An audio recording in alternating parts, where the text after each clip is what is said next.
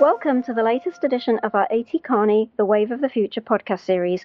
I'm Helen Clegg, and I'm joined today by Hagen, Goetz, Hastenteufel, and Mirjam Telzerow. Today's topic is transformation in the telecom industry. Before we begin, I'd like to introduce our speakers.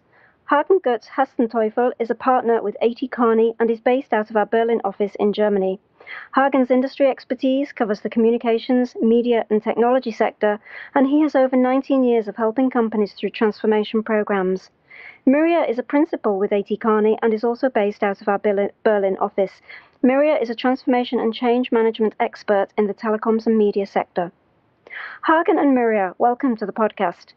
You recently co-authored an AT Kearney Ideas and Insights paper about transformation in the telecom industry based on interviews with over 50 C-level executives and, of course, your own deep sector experience. Hagen, what is your definition of transformation, and why do telecom operators need to transform the way they do business today? Well, Helen, when you talk to people who use the word transformation, everyone seems to have a very different definition. What we understand by transformation is all the programs or initiatives that a company is performing to change their status quo with the aim to improve their performance, either in a certain area or across the entire company. So typical examples would include cost reduction programs, post-merger integrations, fixed mobile integrations in telecoms, revenue growth programs, reorganizations, large-scale process reengineering, etc., etc.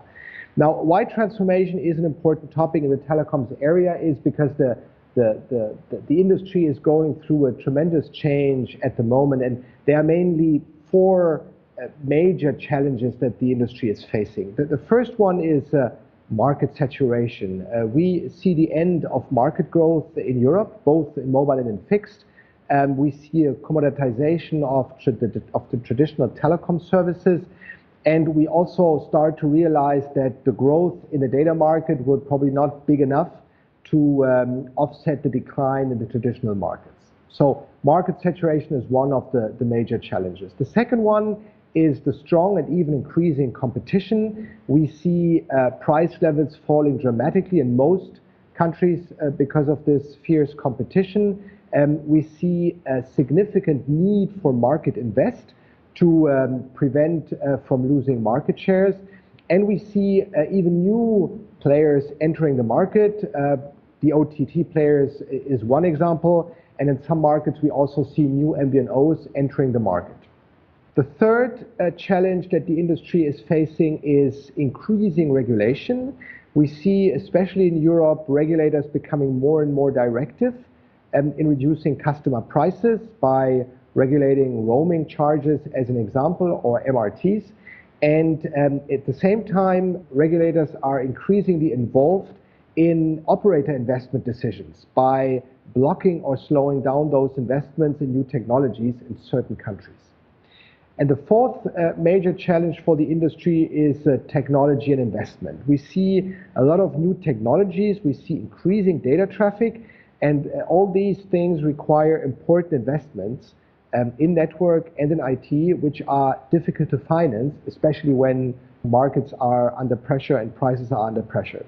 So that is the fourth important point for telecom operators at the moment in Europe. Now, Mirjam, your research shows that 45% of the telecom C-level executives that you interviewed had implemented at least 2 transformation programs within the past 3 years. Some 18% had implemented 4 or more programs within the past 3 years as well. So my question to you is, what kinds of programs are telecom operators implementing, and which programs are the most popular? Yeah, operators have a kind of hot list of transformation programs, the ones we interviewed. And it started, not surprisingly, with an overall performance improvement. So nearly all operators we have interviewed have done 1 or 2 performance improvements, really targeting at OPEX and improving the current cost position. Then the next 2 topics are more specifically, so that's a specific functional improvement, which usually targets like the sales costs, the marketing cost effectiveness. So where the operator really focused on specific parts of their cost position, followed by a capital expenditure improvement, often combined with a working capital improvement. And then what we also have seen is a lot of operators already tried a revenue push, where it's about the go-to-market approach, not only about the investment, but also about the strategy.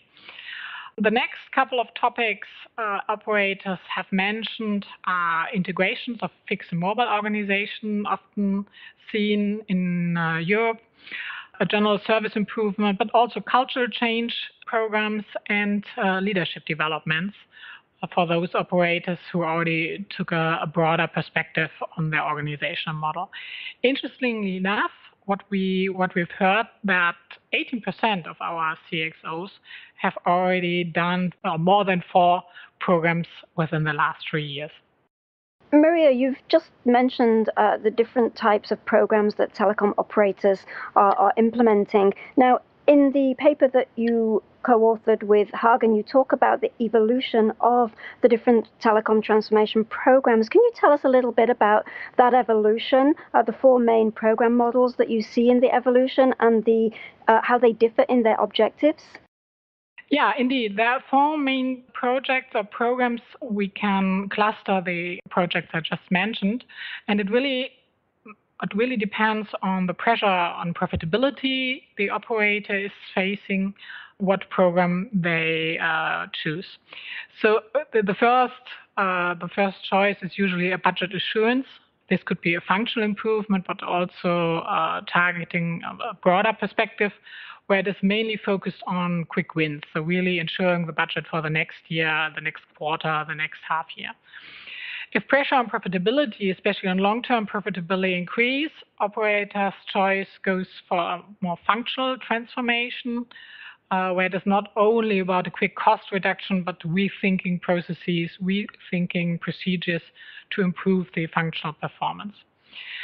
And if profitability pressure increase, and if it's more about market share gain and more about a general change of the way of the business operation, operators go into an end-to-end company-wide transformation. And here, also the complexity of the programs increase significantly.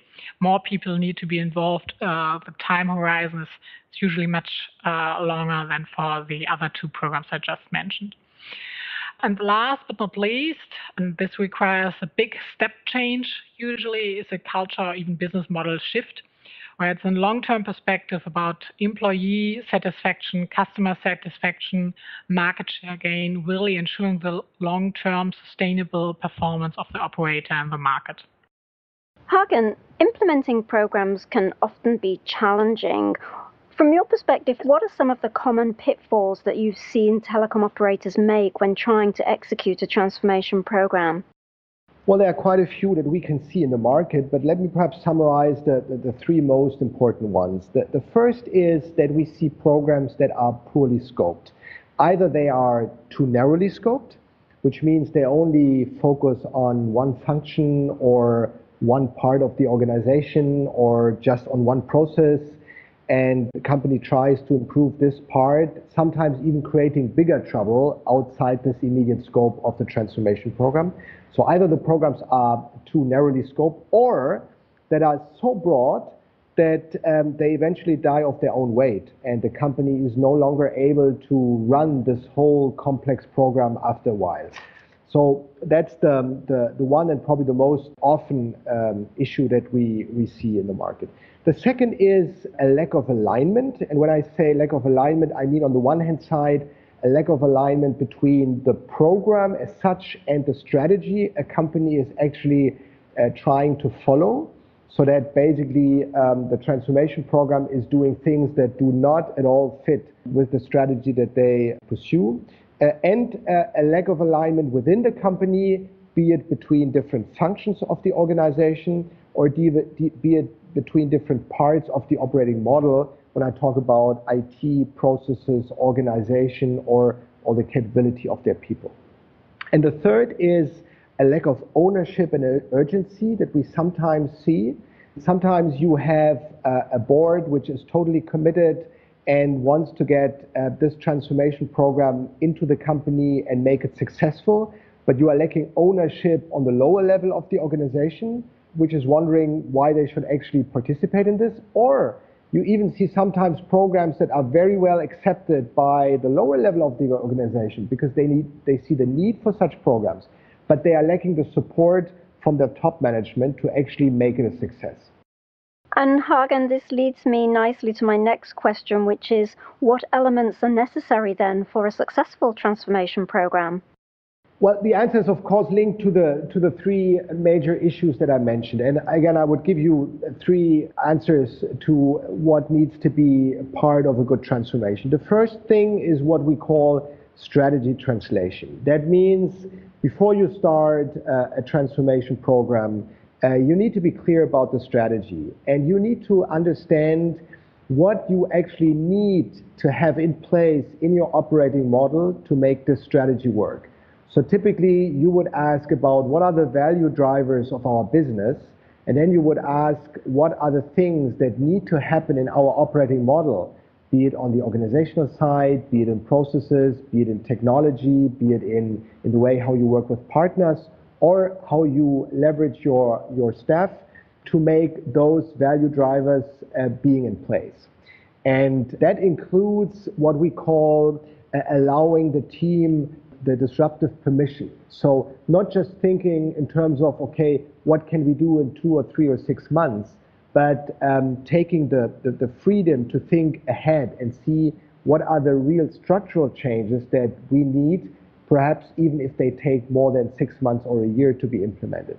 So this translation of the strategy is a very important element. The second one, I mentioned before that we see a poor alignment in some programs. We believe the second key ingredient for a successful transformation is this alignment, is the alignment across the organization, which you typically do by shifting away from a functional organization of your transformation program more into an end-to-end perspective.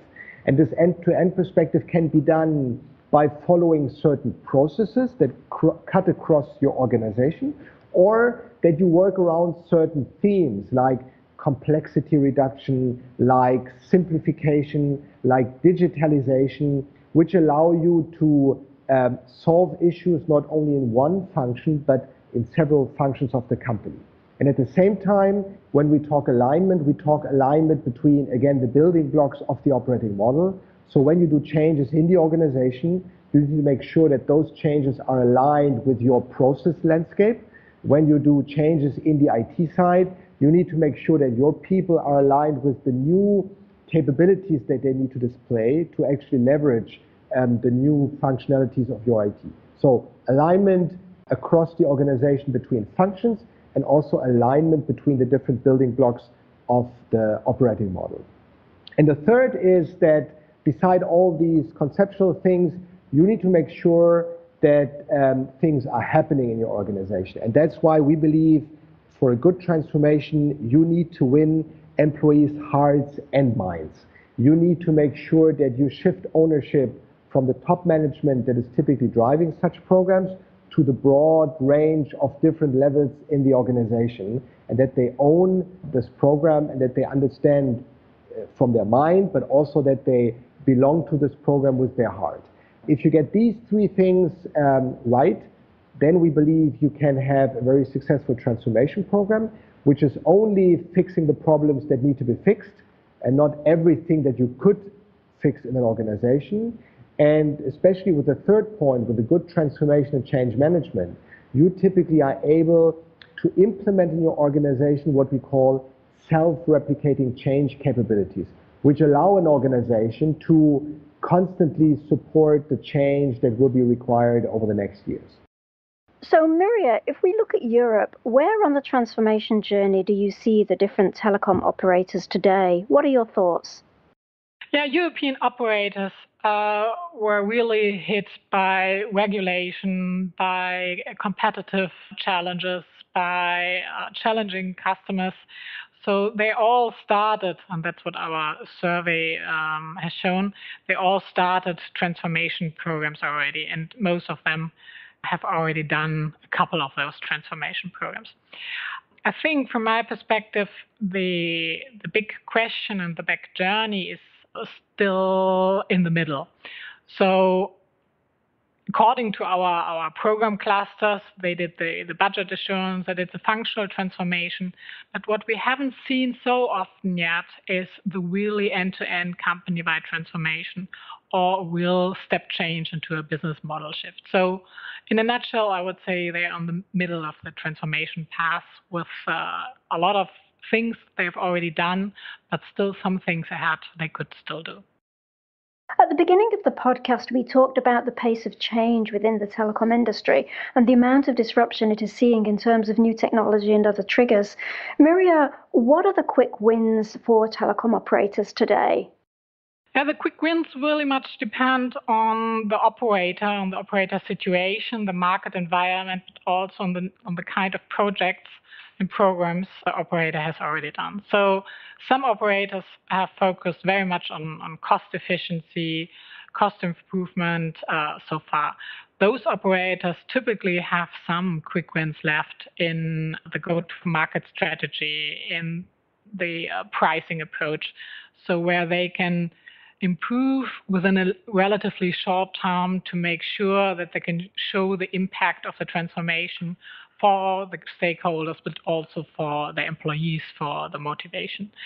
Other operators have more focused on acquisition, on growth topics so far, and those operators might have some quick wins left in the improvement, in the cost improvement, in the process redesign, in the organizational adjustment. So there are quick wins left. From my perspective, it really much depends on the operator situation and what the operator has done so far. Hagen, for those operators that have already done the quick wins and harvested that low-hanging fruit, where do you see the next set of opportunities? So the interesting thing is that you always find low-hanging fruits, and that is probably because pressure on telecom operators increases, and the willingness to do certain things increases as well over time. But it's clear that these low-hanging fruits are more and more difficult to find and to execute, and that's why reality is that transformation programs in telecom operators today become more and more complex. And to avoid that when optimizing one part of the organization, you create trouble around this part of the organization, you actually have to go more and more into end-to-end company-wide transformations. That is what you need to do, and that means that takes more time, it is more complex, but on the other hand, the changes that you're going to implement are typically much more sustainable, and they improve much more long-term the performance of the company. And finally, Hagen, what are your recommendations to telecom operators who are keen to implement a transformation program? Well, first, when you do transformation, I think you need to be clear about your strategy and about who you want to be in 5 years or 10 years from now. And this strategy gives direction. It allows, as we explained earlier, to translate the strategy into what is required in the operating model. And it is then very important to draft the target operating model that you want to be in, let's say, in 3 or 5 years from now. And from this, you can then develop the different transformation initiatives that you need to follow. And by always keeping the target operating model in mind, you make sure that these different initiatives are aligned and they are all targeting the same end state. And the final thing is, don't forget that transformation is always about people, so it is absolutely crucial to get people on board. And while in the past, when it was just about pure cost reduction, very often functionally driven, a pure top-down approach where you set a target and put pressure on people might have worked, that is no longer the case. But you need to win people, and you need to motivate them to achieve together with you the same target for your company. Well, thank you, Hagen. That's very insightful. And From my perspective, my takeaway listening to you talk, what stays in my mind are those three key ingredients for success you mentioned earlier, about being clear about your strategy, making sure you're aligned across the organization, and again, as you just said in response to my last question, winning employees' hearts and minds. So on that note, I'd like to thank my guests today, Hagen, Goetz, Hastenteufel, and Mirjam Telzerow. Thank you. I'd also like to thank our production engineer, Tom Klein. And thank you for listening to this edition of The Wave of the Future. You'll find the Insights and Ideas paper entitled Getting Lean, Agile and Strong, Transformation in the Telecommunications Industry on our AT Kearney website at www.atkearney.com.